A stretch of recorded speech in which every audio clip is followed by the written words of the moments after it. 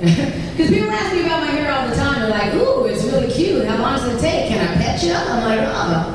I'm like, in fact, if you have some sunflower seeds, I'll eat them right out of your hand. You guys ready for your next comedian? I'll say it again. You guys ready for your next comedian? Tuesday night, please keep it going for Jaffe.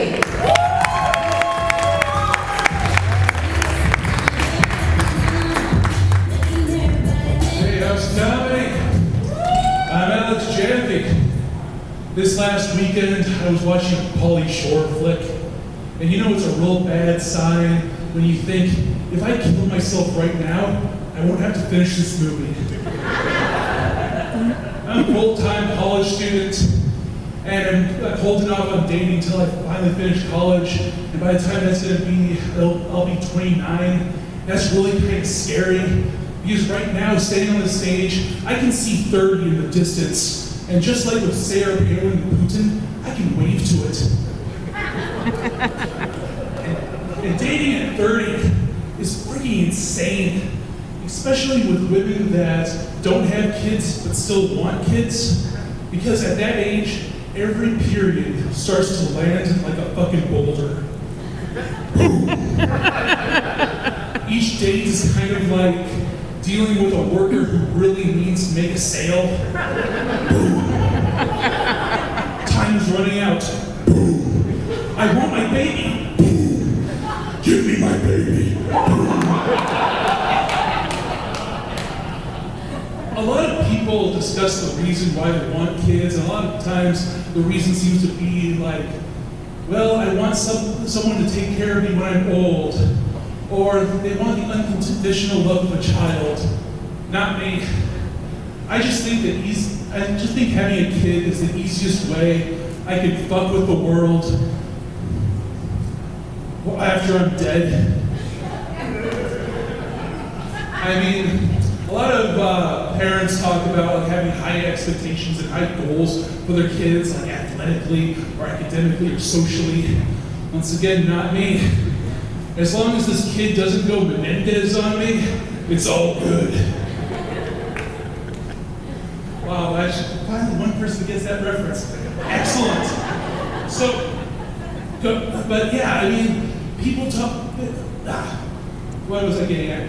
Menendez part. Damn. Now I'm losing my train of thought. Apparently I'm getting really old now. I'm old enough that I probably should know better. But yet I'm just doing the same old shit over and over again. I mean, but you know, I don't mean that. What was I getting at now?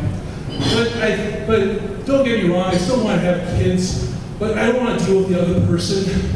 So in a perfect world, I'd just probably grow one in a petri dish. Then again, I could always adopt, because after all, adoption is an amazing option because the kid grows up to do something amazing. Like become a doctor, a lawyer, you can go, that's because of my superior parenting. But if the kid becomes a loser, you can go, the kid was fucked up when I got it.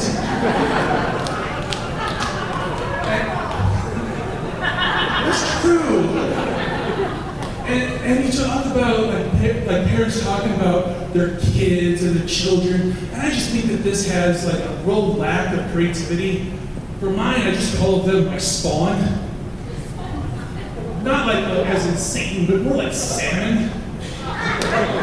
Another thing people should take into consideration is like family history, like when it comes to like diseases and disorders. I mean, just recently I found out that I have a family history of death.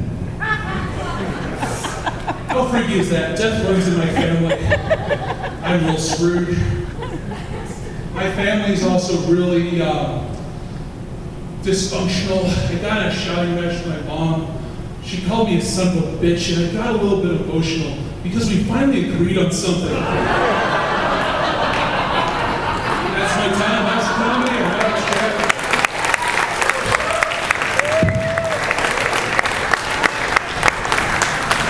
Alex Jaffe, everyone. Oh, I always love it when these young guys are all like, it's so weird when you get old. Because I know there's a mixed crowd here, so I see there's some younger ladies here, some older ladies. Because when you're younger, they tell you that like things like being crazy, that's a bad thing. Like they're still telling you like, don't be a crazy lady, don't. Then you get to a certain age, you're like, screw it, sell it. Crazy's a good friend, yeah. Crazy is a nice, warm, cozy sweater. That's what crazy is. Gives you something to talk to your